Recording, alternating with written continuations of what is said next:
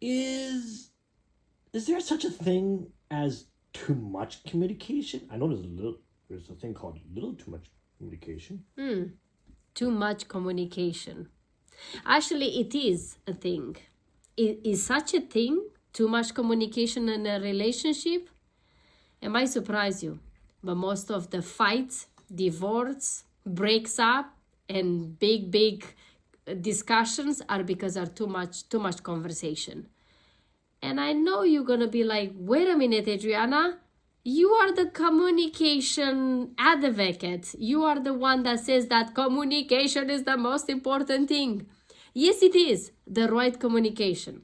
Not too much or lack of communication.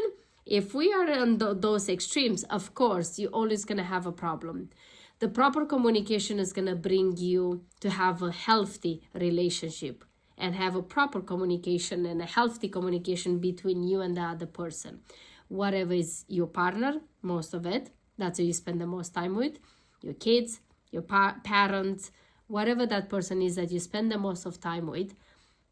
When you have too much communication, and what I mean by that, because I know you're going to kind of ask, is like, wait a minute, Adriana, what does mean too much communication? I give you an example. When you come home and you, as example, I'm speaking with a woman now, most of the women, I'm not just saying just woman, but when you come home, you had a long day, you struggle, and you had a bad day at work, traffic was horrible, and you come home and what do? Most of the time, you vomit your frustration on top of your partner without even asking him if he's willing to hold on to all of that for you. So as another example is the opposite, is that when you come home and the husband asks you, honey, how was your day? How are you? I'm fine. I'm sure I know you're laughing at this because I laugh too, because I was there, did that. I've been there and done that. When we come home and we are frustrated either on the partner because they didn't do what we wanted to do, or because we had a horrible day, we had a struggle day, we had a long day, we got pissed by our boss, by our colleagues, by our whatever situation, traffic, and you come home and you can't wait to tell him all about it. But did you ever wonder that maybe your partner is going through something similar? Maybe your partner came home and he wants to vomit all over you too, his problem and frustration. But most of the men, let's be honest, they're not like us women. We know that. They are not the type, or most of them are not the type to come and, tell you all their problems, because they've been taught that that's a weakness.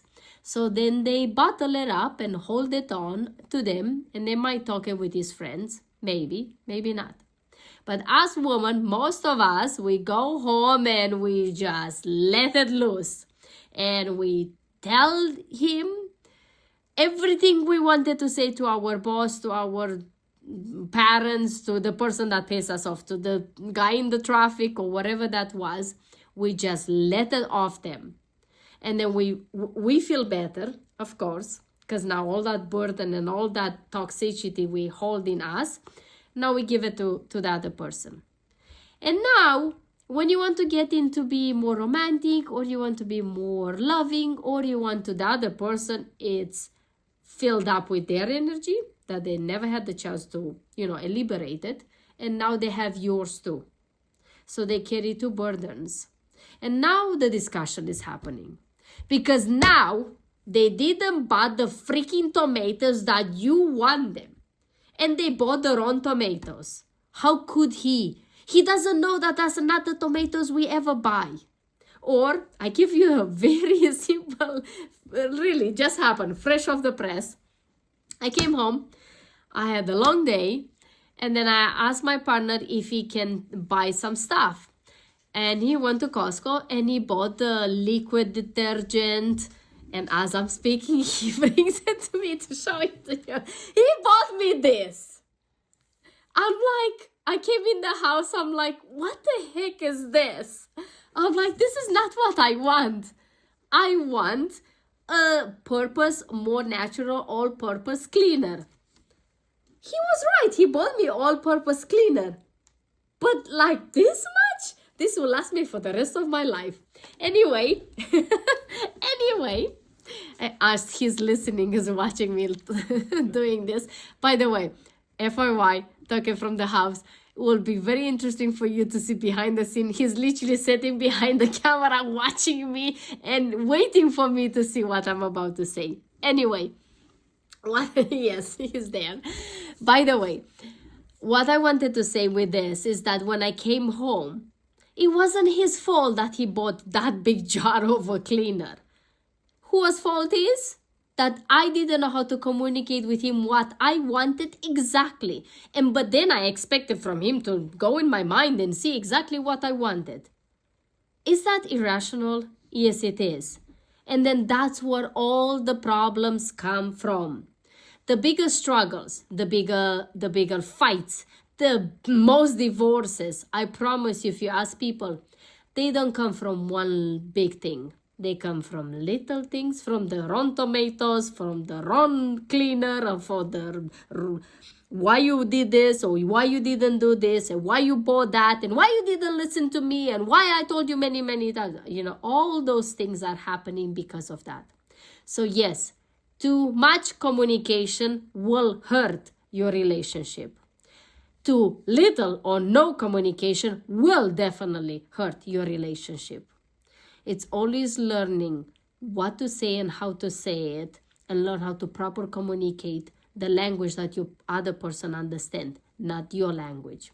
You want to have a better relationship, then learn to speak their language, because you already know how to speak your language. No? And of course, I'm not saying this is one way. This is a two-way street.